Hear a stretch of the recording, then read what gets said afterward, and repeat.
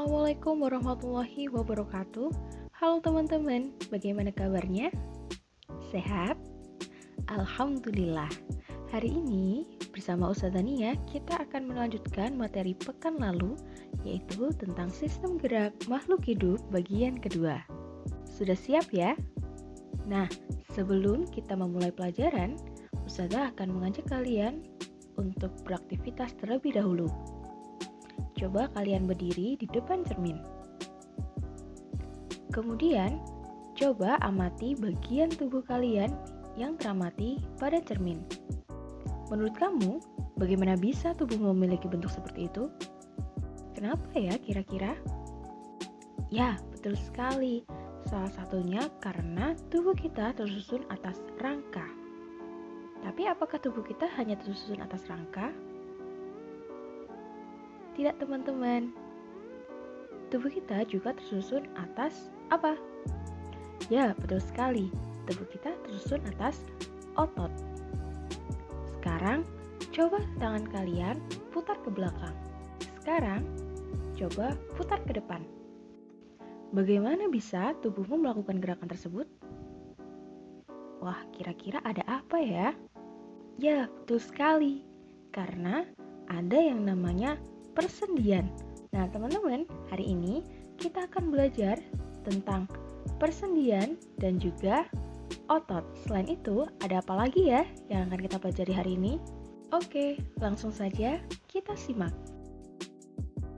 Yang pertama di sini ada hubungan antar tulang yang disebut dengan artikulasi atau persendian. Berdasarkan ada tidaknya gerakan, persendian dibagi menjadi 3, yaitu sendi mati atau sinatrosis. Contohnya hubungan antar tulang tengkorak. Kemudian, sendi kaku atau amfiartrosis. Contohnya, sendi antar ruas tulang belakang. Dan yang ketiga adalah sendi gerak atau diartrosis. Sendi gerak ini dibedakan menjadi beberapa macam. Yang pertama adalah sendi putar. Contohnya terletak pada tulang leher. Kemudian, yang kedua adalah sendi peluru. Contohnya terdapat pada tulang paha dengan tulang panggul. Yang ketiga adalah sendi engsel. Contohnya terdapat pada lutut. Kemudian, yang keempat adalah sendi pelana yang terdapat pada ujung tulang antara ibu jari tangan. Materi selanjutnya adalah otot. Otot merupakan alat gerak aktif yang berfungsi untuk menyusun organ tubuh, menstabilkan sendi, dan menghasilkan panas. Ciri-ciri otot yang pertama adalah kontraksibilitas, yaitu memiliki kemampuan untuk memendek. Kemudian, yang kedua adalah ekstensibilitas, yaitu kemampuan untuk memanjang. Dan yang ketiga adalah elastisitas, yaitu kemampuan untuk kembali ke ukuran semula. Oh iya teman-teman, perlu kalian tahu, keadaan otot ketika memendek itu disebut dengan kontraksi. Sedangkan keadaan otot ketika memanjang disebut dengan relaksasi. Ada 3 jenis otot yang perlu kalian ketahui. Yang pertama, otot polos. Otot polos ini memiliki ciri-ciri berbentuk gelendong dan memiliki ujung runcing. Inti selnya 1 yang terletak di tengah sel. Bekerja secara tidak sadar dan tidak cepat lelah. Biasanya ini terdapat pada sistem organ. Kemudian yang kedua adalah otot lurik. Otot lurik ini berbentuk silindris memanjang, kemudian memiliki inti sel yang banyak, terletak di tepi sel, bekerja secara sadar, cepat lelah, dan biasanya otot ini melekat pada rangka. Kemudian, yang ketiga adalah otot jantung. Otot jantung ini berbentuk silindris memanjang dan bercabang. Jumlah inti selnya lebih dari 1 dan terletak di pusat sel. Bekerja secara tidak sadar dan tidak cepat lelah. Sesuai dengan namanya, otot jantung ini letaknya adalah pada jantung. Otot juga memiliki macam-macam gerak loh teman-teman.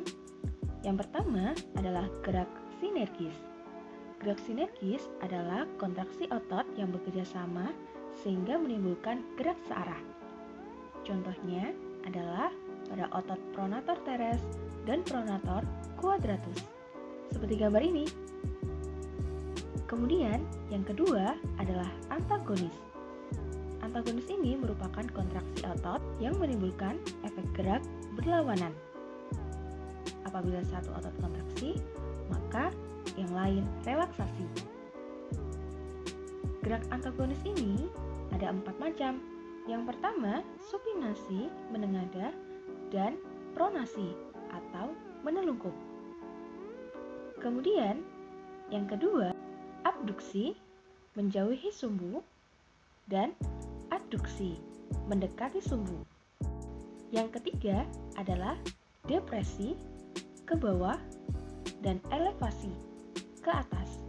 Dan yang terakhir adalah ekstensi, meluruskan, dan fleksi, yaitu membengkokkan. Yang terakhir, ada gangguan atau kelainan pada sistem gerak makhluk hidup. Di sini ada gangguan pada tulang. Coba kalian perhatikan gambar ini.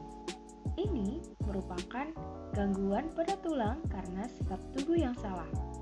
Jika kalian perhatikan, gambar paling kiri itu adalah menunjukkan tulang belakang yang normal. Sebelah kanannya menunjukkan keadaan tulang belakang bengkok ke kanan atau ke kiri. Biasanya disebut dengan skoliosis. Di sebelahnya itu adalah keadaan tulang belakang yang normal ketika dilihat dari samping. Di sebelahnya lagi itu menunjukkan keadaan tulang belakang yang bengkok ke depan. Biasanya disebut dengan lordosis.